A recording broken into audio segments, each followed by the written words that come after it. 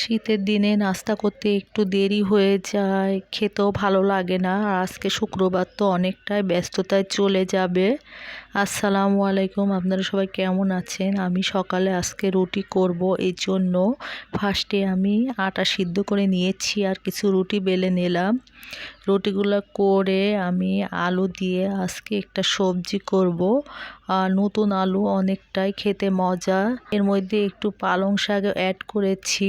আর দুপুরে রান্নার জন্য গরুর মাংসটা এখানে ভিজিয়ে দিলাম। মাংস ছাড়তে অনেকটা সময় লাগে।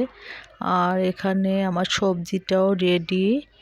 বাচ্চারা এখনও ঘুমিয়ে থেকে উঠে নাই, 10টা বেজে গিয়েছে।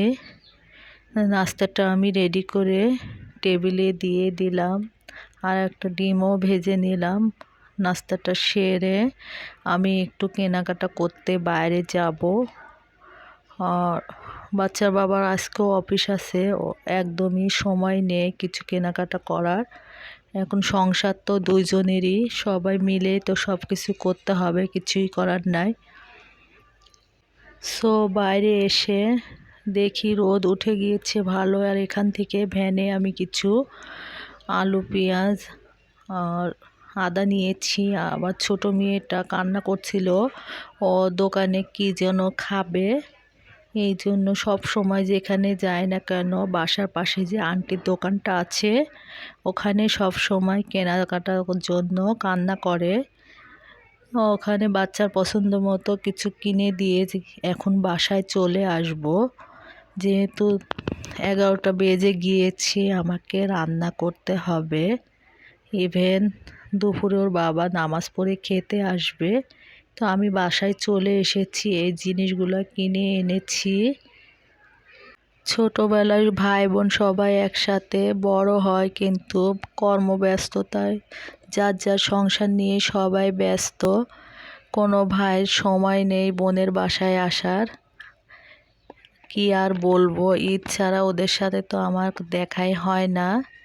একজন যায় তার একজন যায় না, দেখা সেভাবে হয় না, ফোনে কথা বলা। আর এখানে আমি গরুর মাংস রান্না করে খিচুড়িটা বসে দিয়েছি, কারণ আজকে দুপুরে আমি খিচুড়ি আর গরুর মাংস করব। আজ রান্নাটা বসিয়ে দিয়ে জানালাগুলো পরিষ্কার করে নিলাম। আশেপাশে ফ্ল্যাটের কাজ হচ্ছিল, অনেকটা বালি চলে আসে। প্রতিদিনই ফার্নিচার মুছতে হয়। আর আমার এই ফার্নিচারটা আমার অনেক পছন্দের। এটা হচ্ছে কাঠের আলমারি, আর আমি বাড়ি থেকে এটা বানিয়ে এনেছি, আমার শ্বশুরের লাগানো গাছ। আর নিজের বাড়ির জিনিস একটু যত্ন করে রাখতে হয়। আর আমি ডিজাইনটাও বেশি নেই নাই, বেশি ডিজাইন নিলে মুছতে অনেক কষ্ট। আর এখানে ঘরগুলো পরিষ্কার করে নিলাম। আর জানালাতে ছোট ছোট কাপড়গুলো আমি দিয়েছি, কারণ জানালাতে রোদ অনেকটা। আর এখানে দুপুরে রান্নাটা আমি করে টেবিলে সাজিয়ে ফেলেছি। ফ্যামিলি সবাই একসাথে বসে খাবো। সবাই ভালো থাকবেন, সুস্থ থাকবেন। আসসালামু আলাইকুম, আল্লাহ হাফেজ।